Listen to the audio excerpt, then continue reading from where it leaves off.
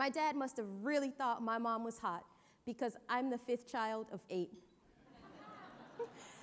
There were 10 of us living in a 2-bedroom apartment, but that didn't stop my mom from singing and dancing while she made breakfast, or my dad for doing anything to make us laugh. My dad always invented new games for us to play. He even invented his own version of Monopoly out of an old box, a couple of markers, bottle tops, and whatever else he found from around the house. For the longest time in my life, I honestly believed that he invented rock, paper, scissors. One morning, when I was 6 years old, I woke up and I headed to the bathroom to get dressed for school. I opened the bathroom door, and there was my dad. He was dead in the bathtub. I remember standing there, alone. I couldn't move. I couldn't speak. I couldn't even turn around. And I just stood there. Eventually, I heard my mom screaming as she pushed past me. Later, I heard words like overdose, PCP, angel dust. And this was a lot for me to handle, a lot for my mom, for all of us. After my father died, my mother was diagnosed as manic bipolar, and she really struggled to keep it together. We were constantly moving throughout the worst parts of South Central. By the time I was 8, I knew I was on my own to survive. I could tell the difference between the sound of firecrackers and the sound of gunshots. I knew who the drug dealers were and which blocks they controlled. I knew which streets to avoid when walking to and from school. But still, I always managed to keep my grades up because I had imagined there was this whole other world out there, and I was like Ariel and the Little Mermaid. I just wanted to be a part of it. When I was 12, a teacher pulled me aside and she told me about the Fulfillment Fund. She said they would help me go to college and I'd be matched with someone who would be my mentor. I had no idea of what a mentor was. And honestly, I was a little bit reluctant because it sounded like I'd have to do extra homework and talk to old people. But I filled the application out anyway. And within a few weeks, I was accepted into the program, and I was meeting my mentor, Eileen, for the first time. My first thoughts about Eileen were how pretty her curly hair was and how smart she must have been because she owned her own pharmacy company. And I'd be lying if I didn't say our relationship was a little bit awkward in the beginning. But eventually we figured out what we had in common and we fell into a routine. I loved looking at her pictures when she came home from trips from abroad. And she always made me feel special because she would bring me little trinkets or souvenirs. Eileen really gave me the attention I could not possibly have gotten at home with 7 siblings. When my high school told me there was no room for me in honors or college prep classes, Eileen didn't take no for an answer. She got in her car and drove from Burbank to Westchester. She met with my counselor, and I was taking honors physics and college prep classes the next day. Eileen was also there.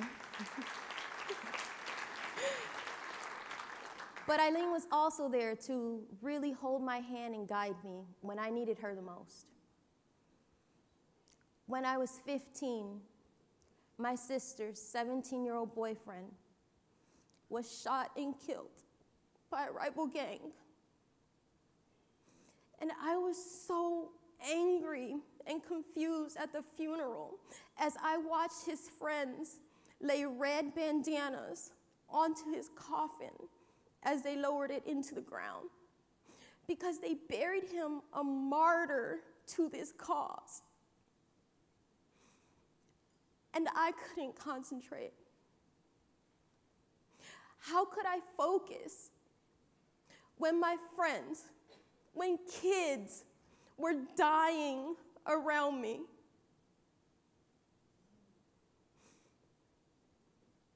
Even though things were really confusing for me during this time, Eileen never gave up on me.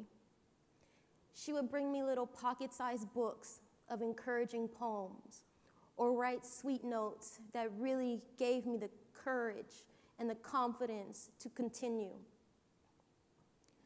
When I told her about my girlfriend bragging about being pregnant by the hottest guy in high school, and he was hot, Eileen painted a different picture. She told me stories about studying abroad in the south of France and eating calamari fresh out of the sea.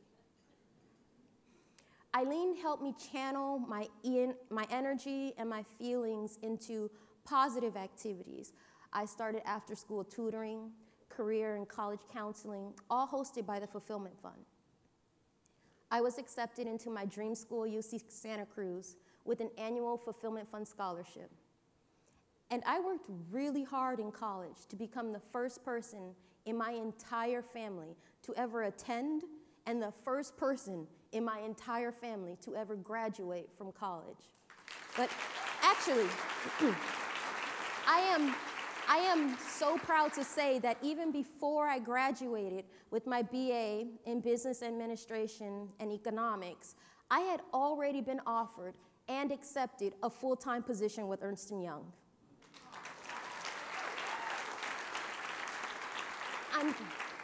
I'm currently working as a CPA and business consultant to Fortune 500 and publicly traded companies. Last March, I married a wonderful man who knows me and loves me. We bought a home together in Marina Del Rey, and I honestly couldn't be happier.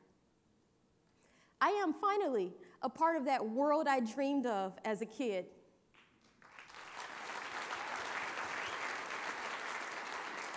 But sometimes I do wonder, where would I be without the Fulfillment Fund?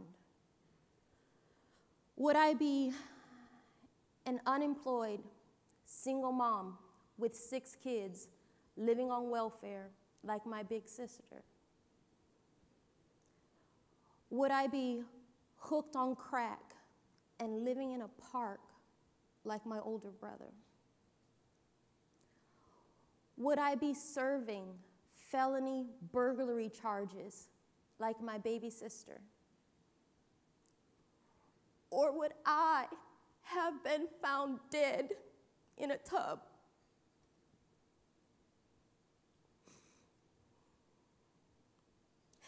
Thanks to the Fulfillment Fund, I am here with you.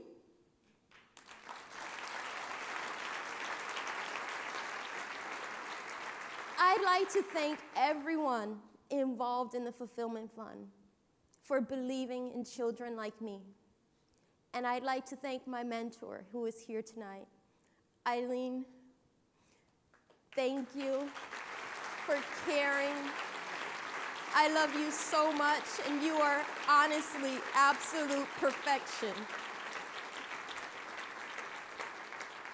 And I'd like to thank all of you for being here.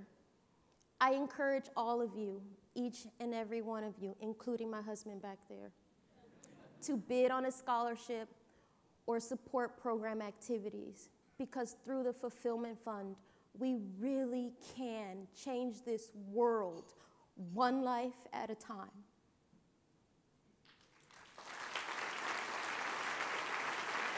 Thank you.